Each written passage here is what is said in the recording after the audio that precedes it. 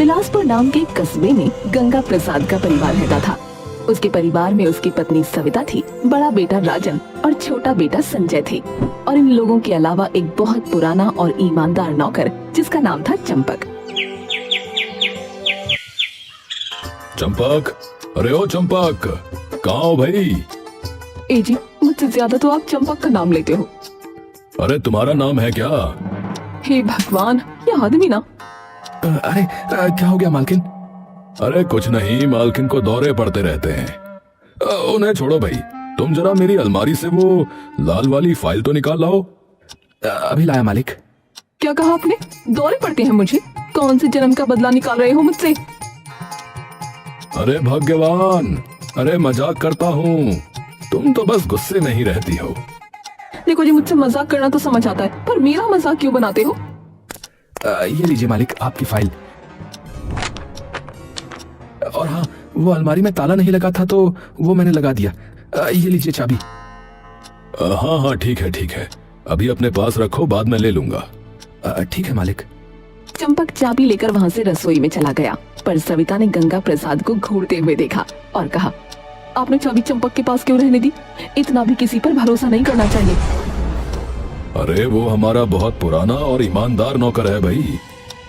कितना भी पुराना हो और कितना भी ईमानदार, लेकिन एक दिन हर कोई धोखा दे ही देता है। ऐसा कभी नहीं होगा, समझी? ना हो तो अच्छा है, पर ध्यान रखो थोड़ा। एक दिन गंगा प्रसाद का बड़ा बेटा राजन खेत की फसल बेच कर आया। वो बहुत थका हुआ था। अरे बापू, ये लो, आज खेत की फसल बेच कर आया हूँ, ढेर सारा पैसा है, पहले नहा लूं फिर गिनवाऊंगा। हाँ हाँ रख दे, अभी मैं कुछ काम कर रहा हूँ, तू भी नहा ले, फिर देखते हैं। ठीक है। राजन ने जल्दबाजी में वो पैसे बरामदे में ही रख दिए और नहाने चला गया। लेकिन जब लौट कर आया तो बरामदे का नजारा देख उसकी आंखें फटी की फटी रह गईं। पैसे गायब थे। अरे बापू, माँ, ये पैसे कहाँ गए? अरे जहाँ रखे थे वहीं होंगे, नालायक। अरे मैंने तो यही बरामदे में रख दिए थे, मेज पर। तूने खुले में क्यों रखे थे? घर में चोर बैठा रखा है क्या? मैंने तो पहले ही कहा था, इतना भरोसा किसी पर मत करो। देखो, चंपक भी घर में ना दिख रहा, वही ले गया लगता है।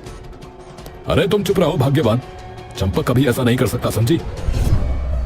हाँ बापू, चंपक भाई तो ऐसे हैं कि अपनी किडनी भी बेच दें, पर किसी का 1 रुपया ना लें। वाह, किडनी बेचने की मिसाल दे रहे हो, पर अभी देख लो, गायब है। अरे यहीं कहीं होंगे, और बाकी लोग पैसे ढूंढो ना। सब परेशान थे कि तभी दरवाजा चर चर की आवाज के साथ खुला और चंपक अंदर आया, हाथ में टोकरी जिसमें टमाटर, भिंडी और हरी मिर्च भरी थी। अरे सबके चेहरे ऐसे क्यों लटक गए हैं? क्या हुआ, कोई मर गया क्या? अरे चंपक भाई, आपने बरामदे में रखे पैसे देखे थे? हाँ देखे थे, मुझे पता नहीं था किसके हैं, तो मैंने सोचा कोई और ना ले जाए, इसलिए सोफे के तकिए के नीचे दबा दिए। लो देख लो। चंपक ने तकिया उठाया और सबकी सांसें थम गईं। नोटों का पूरा पुलिंदा वहीं रखा था। अरे मेरे पैसे। चंपक, मैं तो। देखा, मेरा चंपक दुनिया का सबसे ईमानदार व्यक्ति है भाई। गंगा प्रसाद ने मौका देकर खुशखबरी भी सुना दी। सुनो चंपक, ये पैसे राजन की शादी के लिए थे भाई। अब इसका ब्याह पक्का हो गया है, अब बस तारीख निकालनी है। अरे वाह मालिक, ये तो बड़ी खुशखबरी है। कुछ समय बाद राजन की शादी मीनाक्षी से हो गई और मीनाक्षी अपने साथ अपने मायके से एक नौकर लेकर आई जिसका नाम था मुन्ना। ये मुन्ना अनपढ़ है, हिसाब किताब में जरा कमजोर है, लेकिन हमारे घर का बड़ा वफादार नौकर है, इसीलिए पिताजी ने भेजा है इसे। अरे कोई बात नहीं, अब हम दोनों मिलकर काम करेंगे। आओ मुन्ना, चलो रसोई में चले। हाँ जी, चलो चलो। शुरुआत के दिन अच्छे बीते, लेकिन जल्द ही मुन्ना की हिसाबी हालत सामने आ गई। एक दिन वो लोग राशन रख रहे थे, तब चावल की बोरियां गिनते समय 1 2 3 4 5 6 2 8 2 10। अरे ये कैसे 10 हो गई? ये तो सिर्फ 8 है। अरे बेचारा गिनती और हिसाब में थोड़ा कच्चा है, बुरा ना मानो।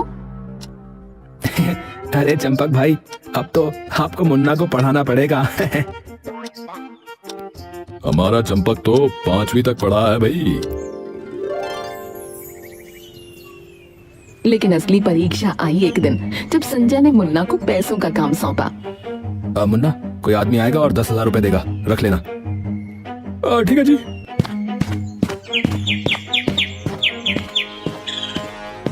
आदमी आया, पैसे दिए और मुन्ना ने बिना गिने रख दिए।